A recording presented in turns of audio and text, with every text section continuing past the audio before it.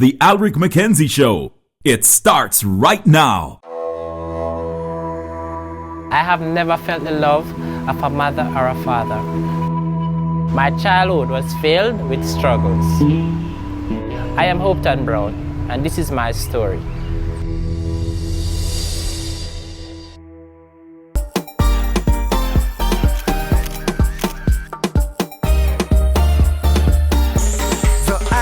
Show inspiration, motivation, one vision, hope to one new generation.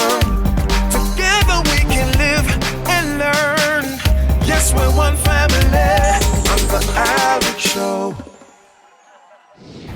Abandoned by his mother, betrayed by his father, his childhood was far from ordinary. We have Hopeton Brown with us today. Hopeton, how are you doing? Well, I'm fine, thank you. Right. Take me back to those early years, all the way in Manchester.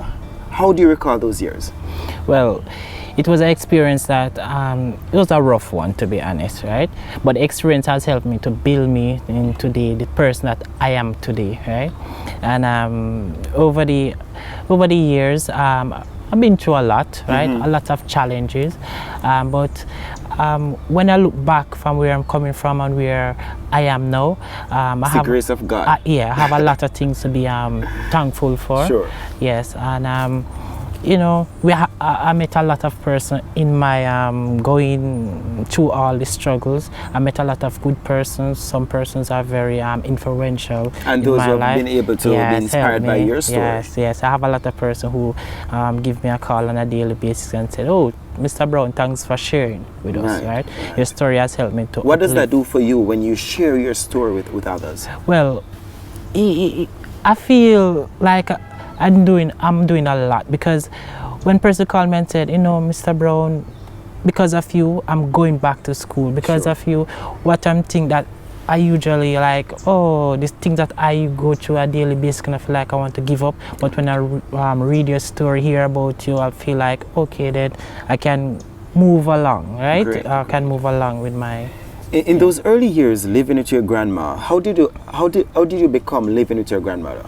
Okay, my mom left me when I was like 3 to 6 months or weeks old, I guess, and living with my grandmom, she showed me a lot of love, because she know that my mom was never around, so she made. Hold on, when you said your mother left you with your grandma, she left you to go overseas, or what happened? Well, she left, and from then no one ever heard of her, never seen her before. She just like disappeared, you understand? Hold on. Yes.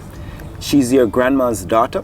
Yes. And she just got up one day, Yeah. and you were the only child for her? No, we 3 of us. I heard that back then she was working in Kingston, right? What kind of work she was doing? She was working on this factory, yes. And when she was, one day she just never turned up for work, and nobody heard from her from then. Wow. Did you guys report her missing? Or? Yes, man. My grandma, before she died, tried on numerous occasions to contact her person, put it on the media and try to get her, but never. How does it feel knowing that your mother just walked away from you? Well, back then too, when I was going to school, and you know, I always see a person like parents, teachers, or parent day, when you have a lot of persons show up with their parents, who were like, oh, you know, I want somebody to represent me, you know, so I always have a little feel of, you know, where's my mom and so forth, and I never really have that mother-child relationship, you know, so some of those are all, even though missing, you know. All right. But yeah. What was it like living with your grandmother? Well, those few years was the best, right? My grandma. The best. Yeah, man. She ensured that I can remember too. My grandma usually take me out a lot, right? And I can remember she was a dressmaker.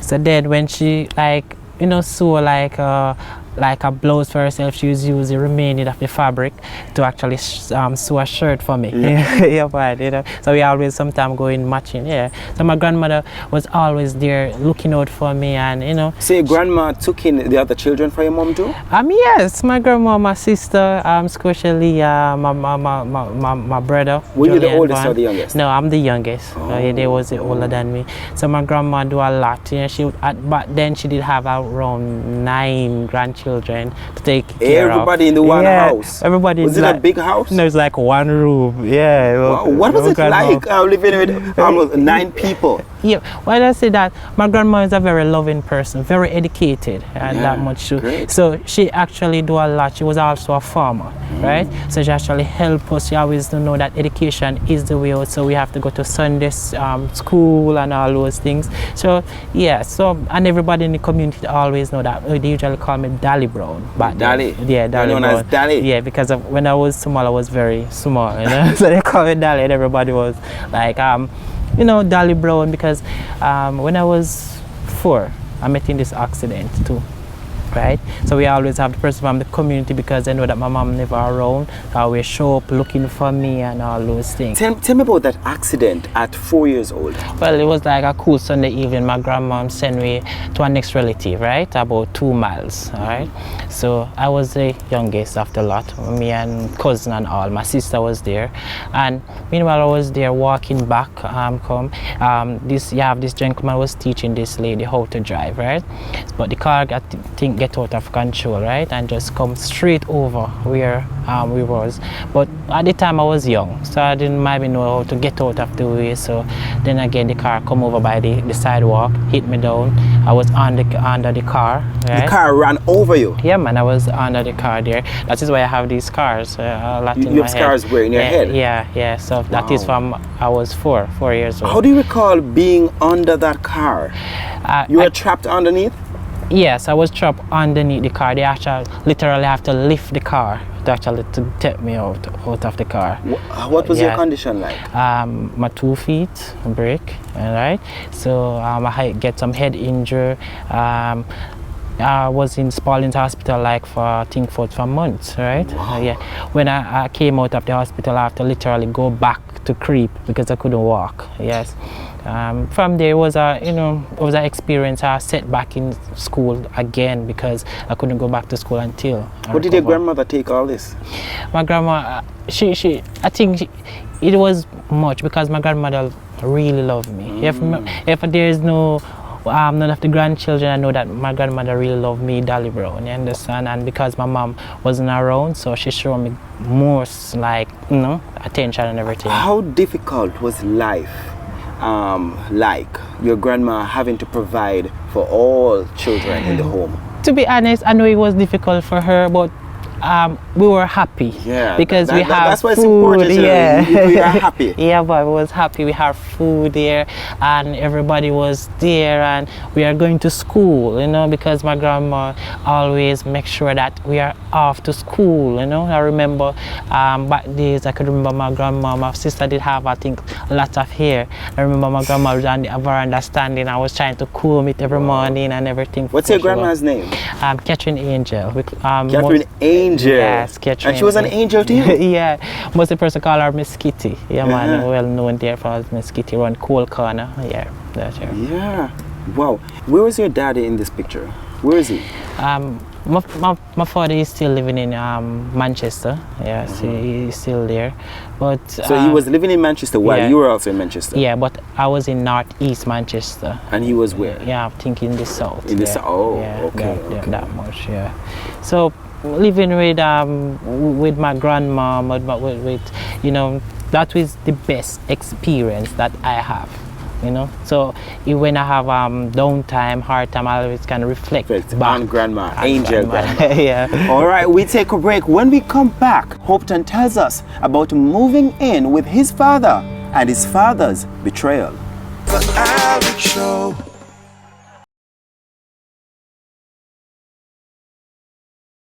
The Alex Show.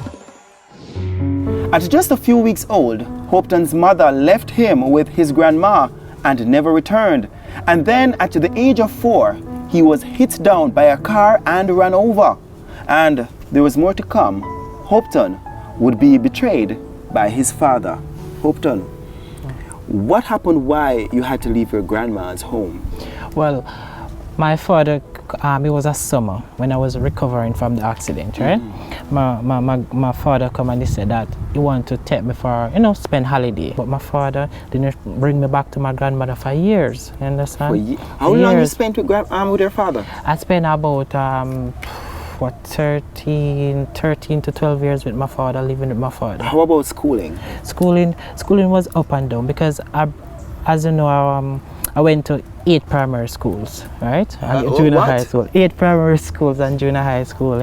I went to school like Betrayal, Wesley Memorial. All these schools would have been in Manchester? Yes, I went to a lot of schools. Your father was moving all over the place? Yes, so I've been to a lot of school there. He got married and then I was like an outside child, you understand? So I was always seen as... You have other children in the home? Yes, man, you have children. So I was always seen like a baggage, you understand? Like most things are happening in the home, they were like, he's used the cost of certain things. So he was basically the cost of everything, you understand? So then again, it was in 2002, I run away from my father. Literally, how were you treated by his wife? Yeah. We have good and we have bad experience, right? Because when I reached back to my grandma's house in northeast Manchester, it was her saying that, you are the problem in the family, right? But so hold on. What problem?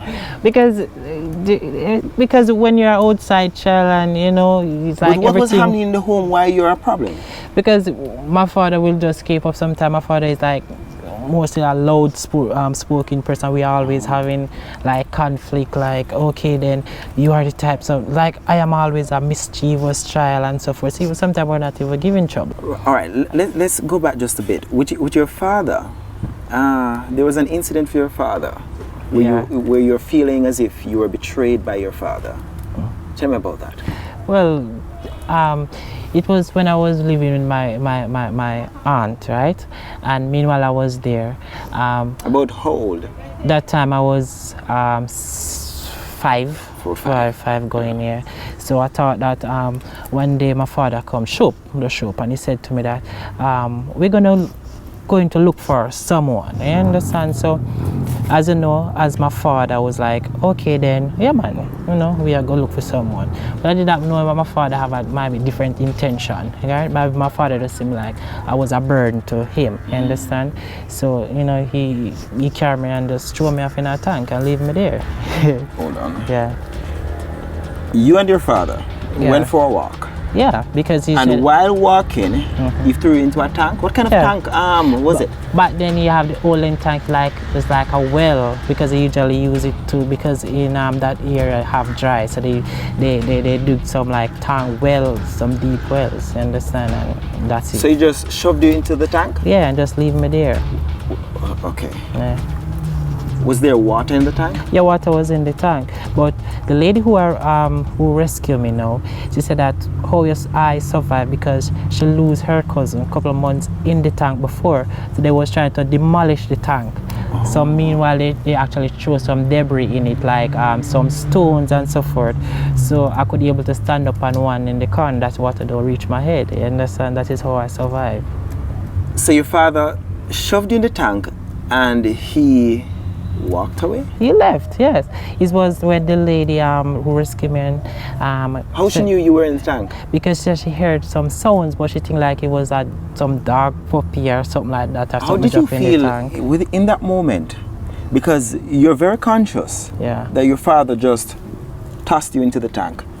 What was going through your mind in that moment?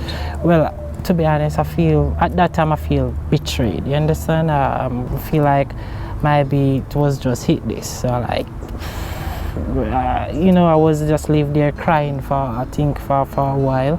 You understand? So I was just standing there, maybe just looking for someone to help me and so forth. So it was a thing like, okay then, you just hit this, like you're gonna die or that's it at that age 5. Wow. So when you were taken from the tank by your good neighbor, what happened after that? You have a lot of crowd. We find that everybody in the community was like, oh, there's a little boy in the tank, and I remember you have a lot of crowd just showing up.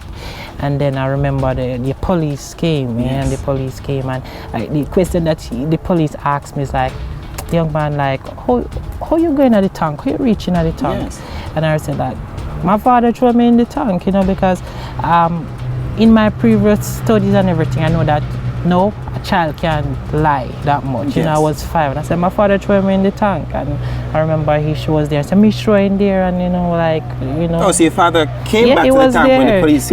It was at the home because they took me from the tank to bring my aunt home. So he denied it. Yeah, he denied it. He said that he never threw me in there. Police never investigated it. When the crowd left, the police left. Nobody else turned up. It was just that. So you spent that night, that evening with your father? No, he left to go back elsewhere and leave me with my aunt. What did your aunt say? My aunt, at the time, she was nervous. So I remember one time she was like, how you reach? Because she was like, how you reach up there? Because I was not from this area. So she was wondering how I reached there and everything like that. She was really trying to come to terms. Yeah, she was really trying to come to terms, like, how you reach in there? And, all those How do you things. feel now, looking back? Have you forgiven your father? Do you love him? To be honest, the word I forgive him, but to be honest, I always remember, like when I remember reflecting, like when I'm alone in this space, and I remember that, you should even be here today and so forth, and I look back on there. Sometimes I feel a little bit angry, you understand, to be honest, and thing, but I think healing over time, healing will come. Yeah, but what would you say to him now? To be honest, I never miss my father. I never want to. I never really miss my father. I always know him. I never want to, because from the way of treatment, I always remember certain things I never really Have you want to spoken see. to him in recent times? Have you seen him? It's been a while. It's been a couple of years now. I haven't seen my father. After all those situations, you went back to grandma. Yeah. Grandma was now happy to see you again. My grandma died. It was like, so when you went back? Yeah, my grandma died like two months or a month before I reached back. Yes, my grandma passed off. Oh, that was the biggest disappointment for me, because I think my grandma, that love that my grandma gave me is that love. I think that helped to build me today. Did you believe the words that they were saying to you? You mean you're back home? Yeah, I think I didn't know before. I didn't know that my grandma passed out, but I never get the opportunity to go to the funeral. Oh. Yes, I didn't get the opportunity to go to the funeral and so forth. But I always, when I was back there and everything, I always visit the church as she buried, and Sunday I always go up there, because I think I was the only person from my family usually go up there regular, or that church. So I always go up there, look at my grandma and so forth. All right, we take a break. When we come back, Hopeton gets an unexpected breakthrough. The Alex Show.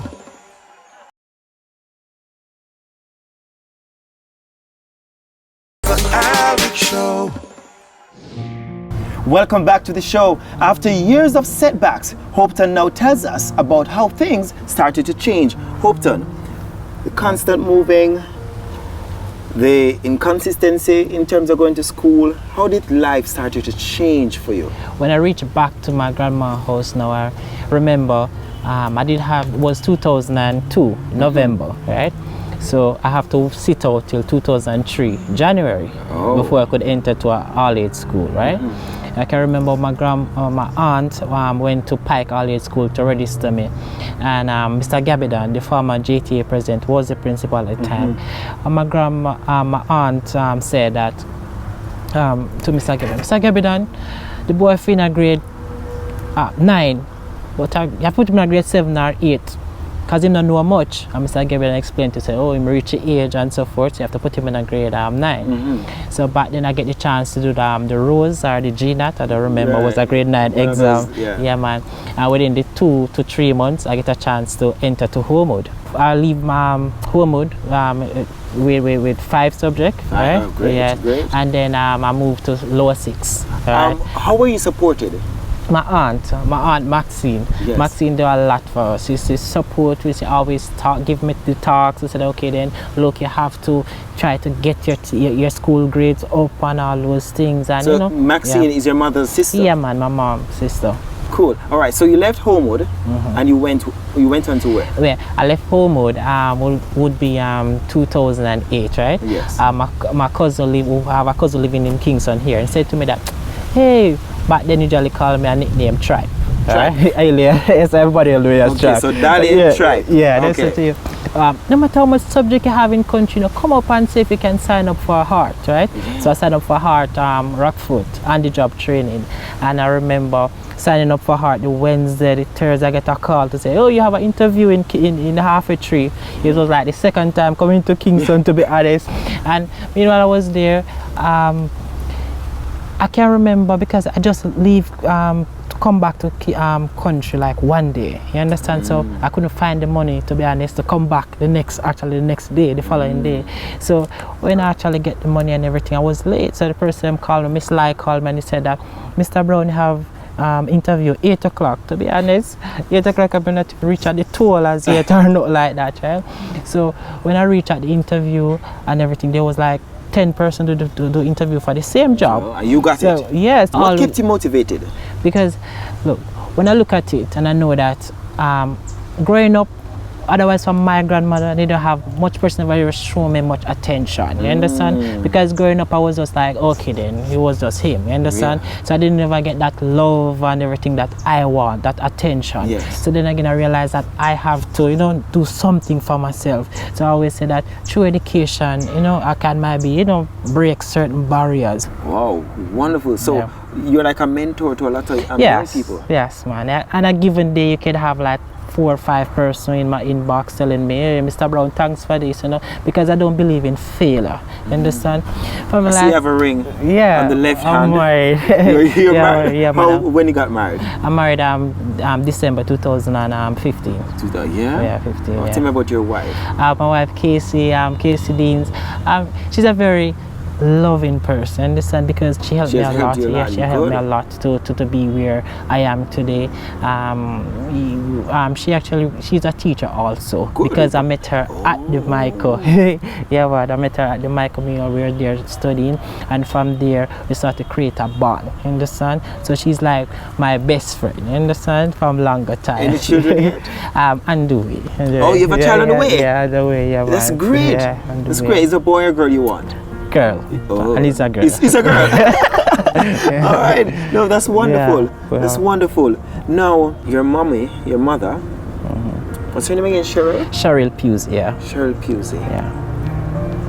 The fact that you're a husband now, and the fact that you'll be a father in a few months, is it more important to you now to meet your mother? Yes, it would be very important to meet my mom, because I would want my child to, I know that my child have our next grandparents overseas, right? My wife mom, but I would want her to meet my child to you know that, yo, this is your granddaughter and everything like that. So I would love to. Yeah, I would love to. It would give me joy, you know, one of the happier moments. Yeah. All right. Now, what would you say to others who are going through a similar situation as you? Don't give up. Even when situation look like it's gonna be there's no way out, you understand? Read your Bible, because back then when I didn't have much friends, my Bible was always my friend. So stay faithful. Stay faithful, you understand? Believe in yourself. You know that once a mind conceive it, you can achieve it, you understand? Yes, I that's agree. it. Yeah, Thank you very much, Sir Hopeton, Yeah, and I thanks a wish lot. you all the best with your Yeah. family life and all the best in everything that you pursue. Thanks a lot, sir. We want to thank you so much for joining us for this episode with Hopeton Brown. See you next week.